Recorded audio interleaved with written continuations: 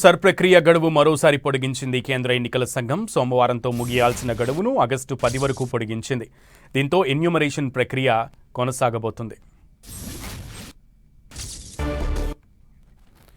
దీనికి సంబంధించి మరింత సమాచారం మా ప్రతినిధి రాముడుని అడిగి తెలుసుకుందాం. రాముడు, మొత్తానికి తెలంగాణలో మరొకసారి సర్ ప్రక్రియ పొడిగింపుకు గురైనట్లుగా తెలుస్తోంది. మొత్తానికి సోమవారంతో ముగియాల్సినటువంటి ఈ సమయం ఎన్యూమరేషన్ ప్రక్రియ అటు 10వ తారీఖు వరకు కూడా పొడిగించినట్లుగా తెలుస్తోంది. సమాచారం ఏంటి?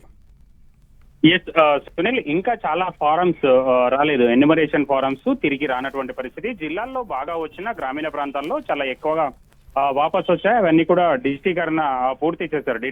డిజిటలైజేషన్ పూర్తి చేయడం జరిగింది. కానీ హైదరాబాద్ నగరం లాంటి ప్రధానమైనటువంటి నగరంలో ఇంకా 20 లక్షల మందికి పైగా ఇంకా దరఖాస్తులు వాపస్ రానటువంటి పరిస్థితి ఉంది.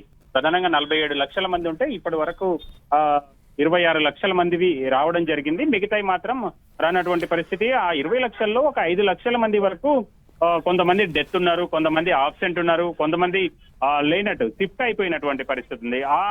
ఈ అంశాలను అన్నింటినీ కూడా పరిగణలోకి తీసుకున్నారు. మరొక వైపు డిజిటలైజేషన్ ప్రక్రియను వేగంగా చేయాలనేది ప్రధానంగా ఆలోచించడం జరిగింది. ఈ రోజే కేంద్ర ఎన్నికల సంఘం అధికారులు అనేక ప్రాంతాల్లో పర్యటించారు. హైదరాబాద్, అదేవిధంగా సైబరాబాద్ మున్సిపల్ కార్పొరేషన్, సిఎంసి పరిధిలో పర్యటించి పరిస్థితి ఏ విధంగా ఉంది అనేటువంటి అంశాలను అన్నిటి కూడా తెలుసుకున్నారు. ఉదయం వివిధ విభాగాల అధికారులతో సమావేశమయ్యారు. ఆయా ప్రాంతాల్లో ఏ విధంగా సర్ ఫామ్స్ వాపస్ వచ్చాయి, ఇంకా ఎంత టైం అవసరం అవుతుంది, డిజిటైజేషన్ కోసం ఎట్లాంటి చర్యలు తీసుకుంటున్నారు, ఈ అన్ని అంశాలను కూడా వాళ్ళంతా పూర్తిగా తెలుసుకున్న తర్వాత ఇంకా కొంత సమయం అవసరమని భావించినట్టుగా మనం ఇది చూడొచ్చు. ఎన్నికల సంఘం అధికారులు రాష్ట్రంలో పర్యటించి ఈ నిర్ణయం తీసుకున్నారా అంటే అవునని చెప్పడానికి ఆస్కారం ఉంది. గతంలో కూడా ఒకసారి గత నెల అంటే ఈ నెల 25 వరకే పూర్తి కావాలి, దానిని 3వ తేదీ వరకు, ఆగస్టు 3వ తేదీ వరకు పెంచినటువంటి కేంద్ర ఎన్నికల సంఘం ఇప్పుడు దాన్ని 10వ తేదీ వరకు పెంచడంతో కొంత ఎన్నికల అధికారులు కొంత ఊపిరి పీల్చుకొని కొంత సానుకూలంగా పనిచేసేటువంటి అవకాశం ఉంది. మొత్తం జిహెచ్ఎంసీ, అదేవిధంగా సిఎంసీ,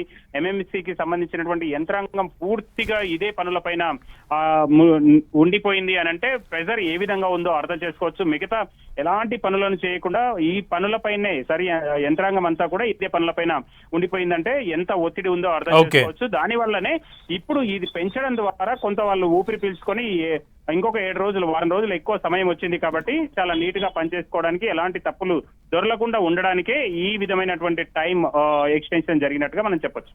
ఓకే రాముడు, థ్యాంక్ యూ.